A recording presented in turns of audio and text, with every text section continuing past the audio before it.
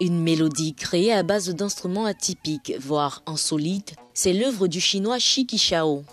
Dans son petit studio aux allures de laboratoire sonore à Dongjiang, une ville de la province de Shandong, il brise les frontières entre la musique et la vie quotidienne en fabriquant des instruments à partir d'objets ménagers, de matériaux de construction et même de produits frais.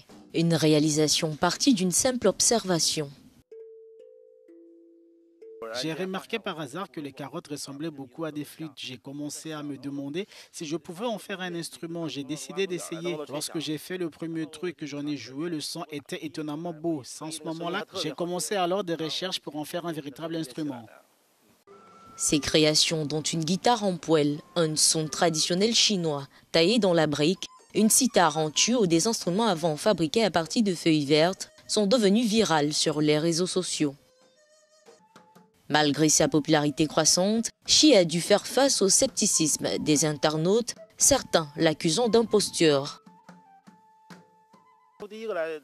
Lorsque j'ai publié ma première vidéo, les commentaires ont explosé. Certains disaient que les instruments de musique n'étaient certainement pas réels.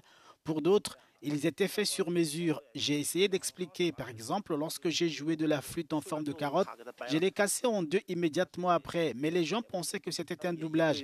Il y avait beaucoup de scepticisme. Certains m'ont même accusé d'attiser la curiosité ou de faire de l'esbrouf. Mais personnellement, je pense qu'il s'agit d'une innovation. Son imagination, qui consiste à transformer des objets familiers en œuvres d'art, semble dépasser les limites. Shi a récemment organisé un concert en ligne à l'extérieur de son studio, jouant sur sa batterie sans déchets, sa flûte végétale et son orgue de barbarie. L'affluence a dépassé ses attentes. Avant le début du concert, je pensais que je n'aurais qu'un ou deux spectateurs et qu'ils partiraient après avoir jeté un coup d'œil.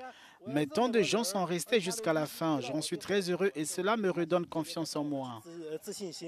Shi utilise aussi sa plateforme pour soutenir les agriculteurs locaux en diffusant en direct depuis la serre les ventes de légumes frais.